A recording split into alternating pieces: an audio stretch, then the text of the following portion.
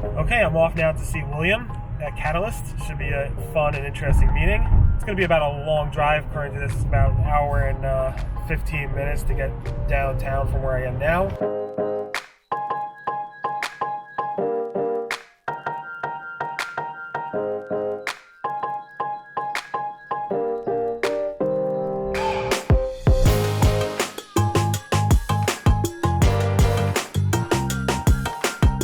First, it's sponsor time. We all know how important site speed is, not just when it comes to improving your user experience and conversion rates on your website, but a little search engine named Google uses page speed as a ranking factor.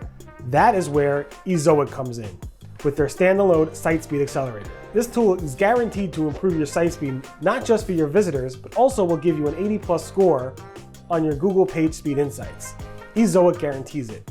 Ezoic also offers a whole suite of publisher tools, not just for site speed, but also for ad technology, compliance features, analytics, and so much more. So check them out at www.ezoic.com. I'm right outside Will's office at 3 World Trade Center. You can see probably behind me. So let's make my way up there. If I could find the right place to walk into, that would be useful. I found it. Now I'm just on my way to find Will. I love these buildings. They're just massive. Thank you, William, for having me here.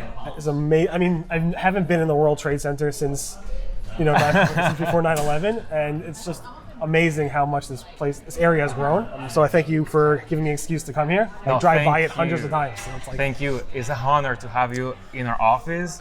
It's like one opportunity I never thought I was gonna get, and here we are. So thank you so much for that.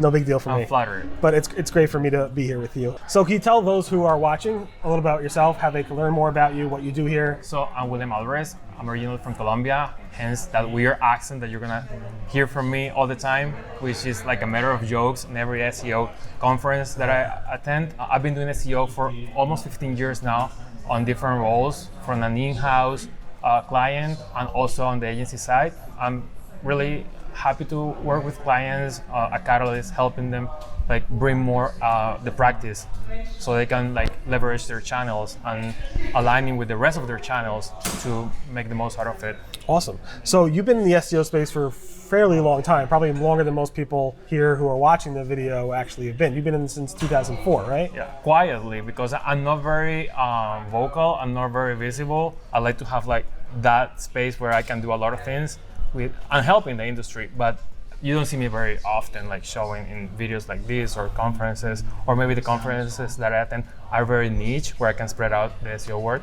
Okay. But yeah, I've been quite a while. So you joined in 2004. You've been actively doing SEO since then. You haven't stopped, right? I haven't stopped. And you were at from what I heard, a web development company early on. Mm-hmm. Then you went to Catalyst, right? I went to the e-commerce company that was developing a solution, a platform that was SEO ready. I had no experience in SEO. I was trying to understand paid search and leading that channel at that time. It was a necessity for me to get involved so we could like cross and align and integrate better. And once I started learning more, I got the passion for it. I didn't have like all the background experience to get my hands dirty coding or anything like that. It was more at a strategic level, right, and talking to engineers, right, and trying to see like what is the final outcome when you implement X, Y, or Z so it renders in the way that Google wants. And that's how I started learning.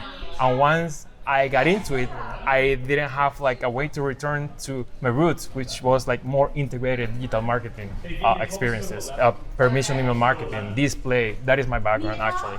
I started working at an ad network a long time ago. Okay. Then you joined Catalyst. You worked there for how many years? This is my second tenure. I was working with Catalyst back in 2010. I was here for 3 years. Then some people from the agency went on the client side with the biggest bank in America. Okay. And they brought me in leading SEO for the retail bank and for premium accounts. And I was there for 3 years. It was too corporate. Okay. We didn't have much flexibility to implement everything that we wanted, to be creative and to bring innovation, right, to the SEO channel. So it was kind of boring for me. And I thought at the time, I need to like refresh and do something in the same fashion that I was doing it in-house at the agency, where you get all these creative people thinking crazy ideas, bouncing around many things, innovating, learning, and spreading the love. So I decided to consult on my own for 1.5 years. It wasn't easy for me, so I got back to the agency. I'm here I am. And they let you come back, no problems. In 15 minutes, Wow. the CEO of the company told me, we want you back. And that's the person you worked with originally. That is the person who founded Catalyst. Wow. Yeah. And Catalyst is how big now? I mean, obviously you're part of a bigger organization, but the Catalyst team? Yeah.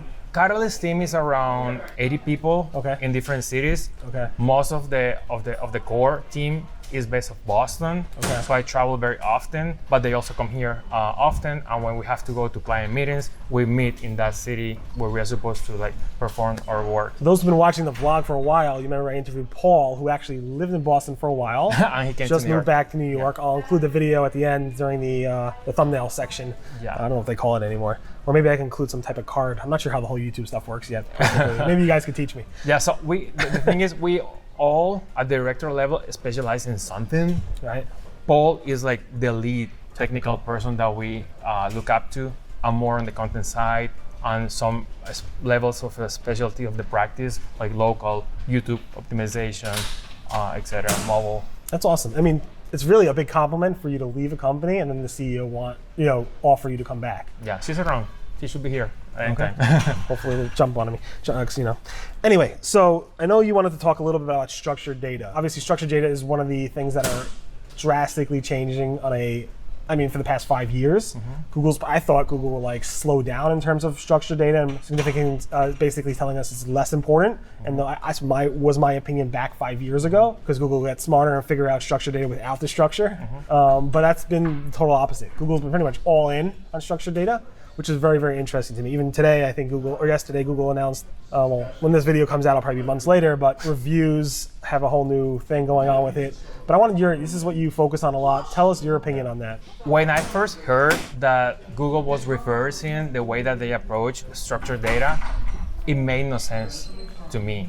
Based on my own experience with my clients, they have very messy websites. Right. There is no way to figure out the contents are what they have, what they want to communicate. So not having a clue, like structured data, was a bad pass for them. And I think that's why they figured they had to actually increase their level of effort and the resources dedicated to understand the web. And it's become dramatically important, but it's like a double-edged sword for all of us, as you all may have seen. With every single innovation, we try to tell our clients, you have to implement this soon. You have to be the first in market, because if it goes away, you lost an opportunity. You cannot wait until a competitor does it so you can implement it. So go fast with that. By doing that, we were talking about, okay, you can have rich experiences, better user experience from page one on Google search. You're gonna get those clicks if you get displayed in a nice visual with a thumbnail or the image preview of whatever recipe you have or whatever format it is. And now we're getting the opposite. We implemented all those markup on the pages, and Google is taking advantage of it by stealing our data, stealing our clicks. And I'm getting this question over and over every day from every single one of my clients. What's happening with my increase in the number of impressions but 0 clicks or lower clicks? Revenue is down. What are we gonna do about it? So how is Google playing against us right now? So Google is stealing, you hear it first, stealing from publishers, their content, and by us giving them basically our information in a structured format, the click-through rate is dropping drastically with pretty much all the structured data markup you've seen. Maybe not so much reviews, but maybe rich recipes, because Google can read the recipes to you. Articles, questions and FAQs, answers, everything. how-tos. Everything that gets in the infinitive scrolling, that's you lost the battle. So what's the strategy then going forward? So you still cannot back up and disappear, right? Because you want to have some kind of brand awareness to be top of mind, right? And be shown there as the source of that absolute truth that Google is offering, supposedly, right. In the search. We've been hearing for a long time that Google is your new homepage, and when you think about it, it is true. However, Google hasn't developed that brand love with users or consumers that a publication may have with their own audience. Think about a magazine like Wired or National Geographic. When you see it, you identify it from far. Right. Google doesn't have that frame, that mask, that visual appealing design for the publisher to develop that emotion with the users. except for the URL. except for the URL. Right. In the future, I think that they're gonna have to improve that rich experience on the homepage by having a design, like Google design, like the Google cover page. Right now, you still have the 10 blue links or less, Right. and everything that is rich is still blue, Right. it's still squares. But based on what we're anticipating, I think they're gonna continue doing that, and you have to compete for having one of the tabs that is available within all the experiences they're offering, the carousel, like the infinite scrolling, everything that is like a refined search where you can see more. You have to have your brand in there, but Google is gonna frame it into their own design. I think that they want to claim that they want to be the best curators out there, you know? So it's gonna increase. There's gonna be more still stolen clicks from Google, but it's gonna be shaped into like a magazine cover. Something like Discover could be. If you think about it, there are other engines in other areas of the world that already use that format, where you don't only submit, you have to negotiate with them to have certain amount of content shown. Interesting. And so you think, so basically what you're saying is, what you're telling your clients is hold out, keep providing the structured data to Google, because ultimately Google's going to give you something back in terms of maybe more branding, maybe Correct. this type of, people are going to see your brand more in search. Ultimately, when they search for, let's say, recipes on a certain topic, your brand will be shown, people will know about you, and ultimately, hopefully, go to your website and convert. That's what I'm saying. So a question that we always get from our clients is, if you see the page one of Google and you compare that to a supermarket, what can we see about our products on the shelves? Right. And then we came up with this concept of share of shelf. How much of that do you own? And then we said, okay, digital asset optimization is a reality. So you have to optimize your videos, your PDFs, your audio, everything, where it's not only the website, but you're gonna give your consumers, users, other opportunities to see you on page one. And you can have some kind of like domination, brand domination on page one. So you should continue doing that. Think about this, like if they continue on their monetization model where ads are visible across every single property, that layout that I'm talking about, where you have to tap to see more information and your brand is going to be present, are more opportunities for them to embed ads. Right. So it makes And they can makes sense for potentially share that revenue if they wanted to with the brand. yeah, Or maybe not. Who knows? maybe not. All right, one last thing before we wrap up. I know you discussed with me mentoring, and that you like to mentor people internally at this company. Correct. You've been doing SEO since 2004. What type of mentoring is that? Can people watching the video reach out to you for any advice? Yeah, so that goes from clients to coworkers to people who are external to the agency, where if you want to start your career on search, what you should know. I think I'm the person that you can talk. I can like show you the ropes on how to start a career on SEO. So I've had that experience. I try to have like one person per semester or so, but I don't mind being bothered with a phone call every once in a while to ask me what you need. And your phone number is your cell phone? I'm just joking. but Twitter, Yeah, how can people, LinkedIn, this is a good segue into how can people learn more about you, connect with you, contact you? those two channels, I'm very active. I'm always reading you and everybody. That's how I stay abreast of everything. So your Twitter handle is what? William Alvarez. And LinkedIn, if they could look you up on LinkedIn, hit you there. Is William Alvarez. Any other ways? Any other ways? The phone, my phone, office. your office. Yeah. Awesome. Well, thank you so much for doing this. I appreciate it. Thank you, Ari. I hope to see you again soon. Yes, for sure. So Paul Shapiro joined us. Hope you liked that interview with Will. Pretty good. Better than Paul's, hopefully better than Paul's interview. Just joking. No. Anyway, cool, thanks. So that was a great interview with William Alvarez at Catalyst Digital. Awesome office, awesome people.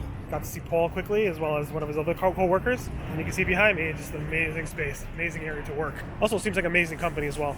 Looking forward to meeting up with them again at some point.